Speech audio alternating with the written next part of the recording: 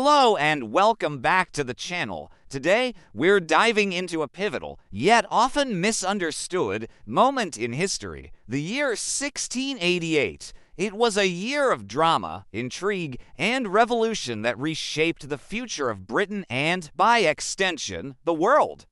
This wasn't a revolution fought with bloody battles and mass casualties in the streets, but rather a complex chess match of politics, religion, and power. So, what exactly happened? Why is it called the Glorious Revolution?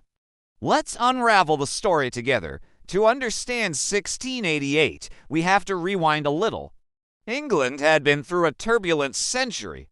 The Civil War in the 1640s saw King Charles I executed, leading to a brief republic under Oliver Cromwell. The monarchy was restored in 1660 with Charles II, but the tensions between the crown, parliament, and religion didn't just disappear. The core of the problem was this: who held the ultimate power? And what was the place of Catholicism in a predominantly Protestant nation? Charles II was a savvy politician who managed to navigate these treacherous waters, but his brother James was a different story entirely. When James II took the throne in 1685, the alarm bells started ringing for many in the English political elite. Why? Because James wasn't just any king. He was an openly devout Catholic. In 17th century England, this was a massive deal.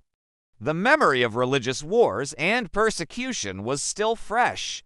For the Protestant majority, Catholicism was often linked with absolute monarchy, like the kind seen in France under Louis XIV, and a threat to their liberties and property. They feared James would try to impose his faith on the nation and rule without the consent of Parliament. James did little to calm these fears. He began appointing Catholics to high offices in the military, universities, and government, using his royal prerogative to bypass laws that excluded them. He issued a declaration of indulgence, granting religious freedom to all, including Catholics and Protestant dissenters. While this might sound progressive to us, at the time it was seen as a cynical move to favor his own religion and undermine the established Church of England. He was essentially telling Parliament, "I don't need your approval to change the laws." This direct challenge to parliamentary authority was a red line for many. For a few years, the political establishment held its breath. The hope was that James's rule was just a temporary phase. After all, he was getting older, and his heirs were his two Protestant daughters, Mary and Anne. Mary was particularly important. She was married to her cousin, a powerful and influential Protestant leader in Europe, William of Orange, the stadtholder of the Dutch Republic. The plan for many was simple: wait for James to pass away, and Protestant Queen Mary and her husband William would take the throne, restoring the balance. It was a waiting game, but then, in June 1688, everything changed. The Queen, Mary of Modena, gave birth to a son, James Francis Edward Stuart. Suddenly, England had a Catholic heir. The waiting game was over.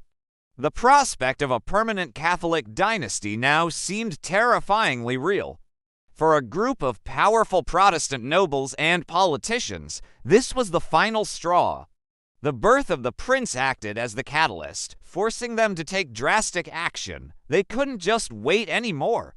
They had to act to secure their vision of a Protestant and parliamentary future. So, what did they do? In a secret and highly risky move, 7 prominent English political figures, who would become known as the Immortal Seven, drafted a letter. This wasn't just any letter, it was an invitation. They sent it across the North Sea to William of Orange. They invited him to bring an army to England to restore the liberties of the people and protect the Protestant religion. They assured him that he would find broad support if he landed. This was a monumental gamble. If it failed, they would all be executed for treason. William was ambitious and saw a golden opportunity. He was already a staunch enemy of King Louis XIV of France, and bringing England into his anti-French coalition would be a huge strategic victory. After some deliberation and securing support from the Dutch, he accepted the invitation. He assembled a massive fleet and army, larger than the famous Spanish Armada a century earlier. On November 5, 1688, a date loaded with Protestant symbolism, William landed his forces at Torbay in southwest England. The invasion had begun. What happened next was remarkable for its lack of major fighting. As William marched towards London, James II's support crumbled like a sand castle against the tide. Key military commanders, influential nobles, and even his own daughter, Princess Anne, deserted him and sided with William. James found himself isolated and his army's morale plummeted. He had a choice: fight a potentially devastating civil war he was unlikely to win, or flee. He attempted to escape to France, was captured, but then, in a move that was likely allowed by William, he successfully fled a second time. William didn't want a royal martyr, he wanted a vacant throne. With James gone, a constitutional crisis emerged. He hadn't abdicated, he had just left. Parliament, or rather a special convention parliament, was assembled to sort out the mess. After intense debate, they came to a radical conclusion.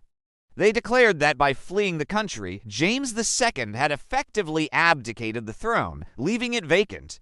They then offered the crown not just to Mary, the direct heir, but jointly to both William and Mary. This was revolutionary. Power was not just being passed down by divine right, it was being offered by Parliament. But this came with conditions. Before they could be crowned, William and Mary had to accept a landmark document, the Bill of Rights of 1689. This wasn't just a piece of paper. It was a fundamental rewriting of the rules.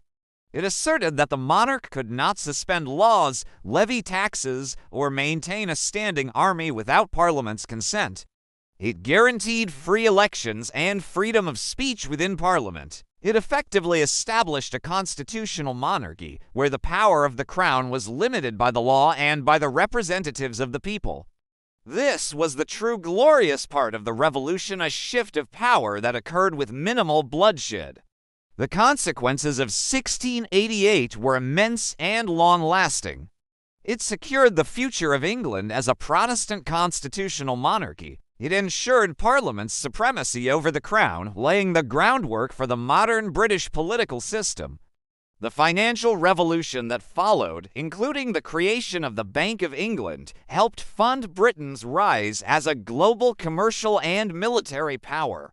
And the ideas of limited government and the rights of subjects, enshrined in the Bill of Rights, would profoundly influence thinkers across the Atlantic, including the American founding fathers. So, the next time you hear about the Glorious Revolution, remember it as the quiet earthquake that reshaped the political landscape of the modern world.